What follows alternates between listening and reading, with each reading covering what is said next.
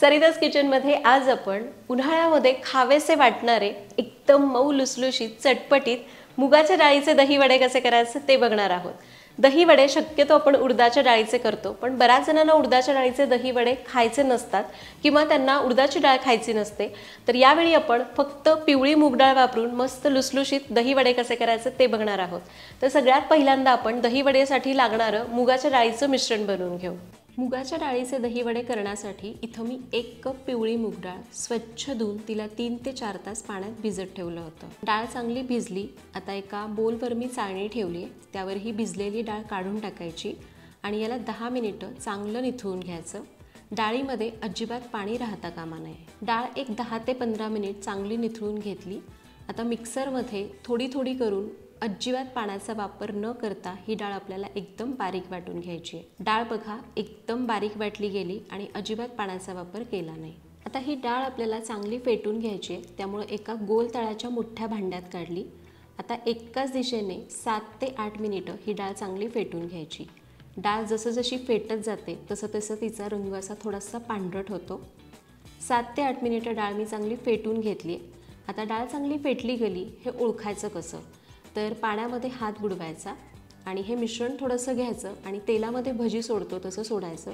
जर व्यवस्थित असे छोटे छोटे गोळे पटकन पडतात याचा अर्थ डाळ चांगली फेटली आहे। दुसरी खूण म्हणजे वाटीमध्ये पाणी घ्यायचं, थोडंसं हे मिश्रण या पाण्यामध्ये टाकायचं।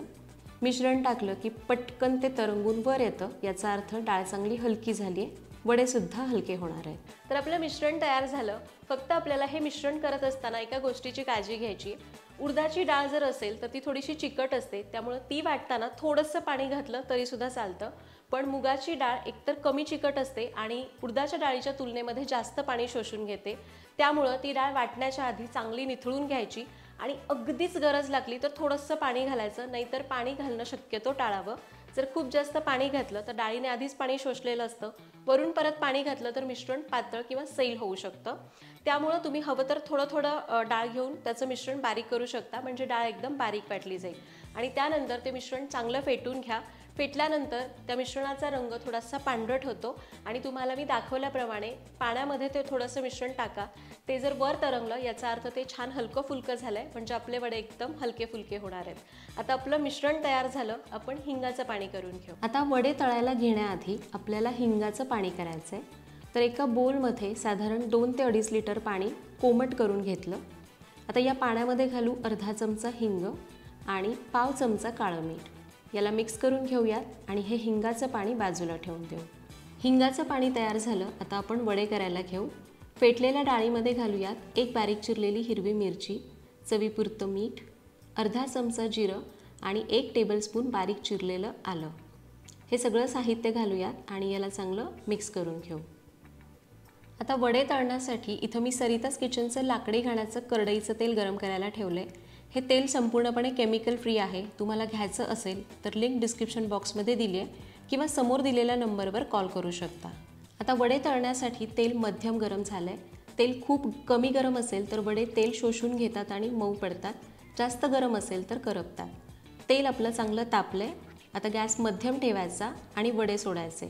पाण्यामध्ये हात बुडवायचा आणि एक एक वडा सोडायचा, म्हणजे त्याला व्यवस्थित आकार येतो। तर हे बघा तेल आपलं चांगलं तापलंय, गॅस मध्यम ठेवलाय आणि मी एक एक वडा सोडते। आता हे मुगाच्या डाळीचे वडे आहेत, थोडंसं पीठ सैल असतं त्यामुळे थोडीशी याला शेंडी येते। उडदाच्या डाळीचे वडे असतील तर ते बरोबर गोल आकारामध्ये येतात। तर आता आपण गॅस मध्यम ठेवूयात आणि जेवढे बसतील तेवढे वडे तेलामध्ये सोडून घेऊ।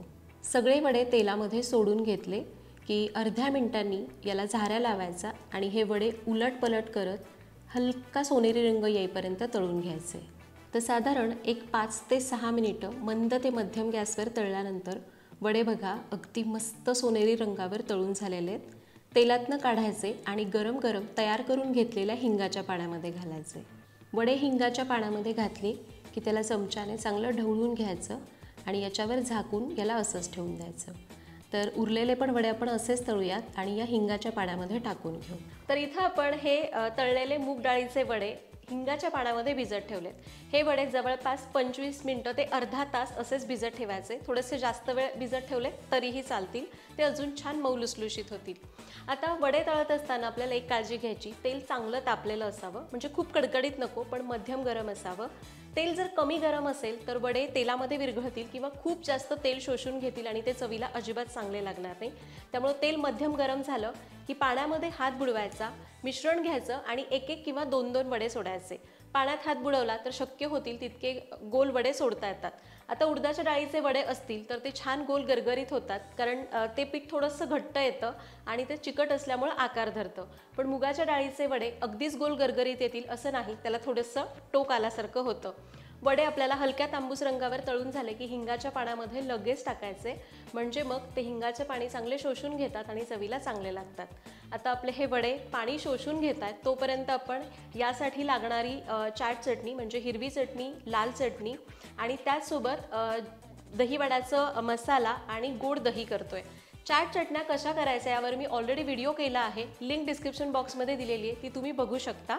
आता आपण वड्यासाठी लागणारा साधा सोपा मसाला आणि गोड दही करून घेऊ. दही वड्याचा मसाला करण्यासाठी मिक्सरच्या भांड्यात घेऊया 2 चमचे भाजलेल्या जिऱ्याची पूड, अर्धा चमचा चाट मसाला, अर्धा चमचा काळी मिरी पूड, पाव चमचा काळं मीठ आणि पाव चमचा साधं मीठ. आता याला मिक्सरमधून थोडंसं फिरवून घेऊ. आपला दही वड्याचा मसाला तयार झाला. मसाला तयार झाला. आता आपण गोड दही करू. एका बाउलवर मी चाळणी ठेवली आहे, त्यावर 2 कप ताजं दही काढलं. यामध्ये पाव कप पिठी साखर आणि अगदी पाव चमचा काळं मीठ घालायचं. आता याला चांगलं मिक्स करून घेऊयात आणि गाळून घ्यायचं. असं केल्यामुळं काय होतं की साखर, दही आणि मीठ एकजीव होतात आणि एकदम दही वड्याला लागतं तसं मऊसूत गोड दही आपल्याला मिळतं. त्यामुळं याला मिक्सरवर फिरवण्यापेक्षा किंवा खूप जास्त वेळ फेटून घेण्यापेक्षा असं गाळणीने गाळून घ्यायचं. सगळं दही मी गाळून घेतलं. आपलं दही वड्यासाठी लागणारं मऊसूत गोड दही तयार झालं. त्याचबरोबर अर्ध्या तासामध्ये आपले वडेसुद्धा चांगले सोक झालेले आहेत. हिंगाचं पाणी यामध्ये चांगलं शोषलं गेलं आहे. हे वडे असे तळ हातावर ठेवायचे आणि दुसऱ्या हाताने अलगद दाबून घ्यायचे. खूप जास्त घट्ट पिळायचे नाहीत. तर सगळे वडे आपण असेच या पाण्यामधनं पिळून घेऊया.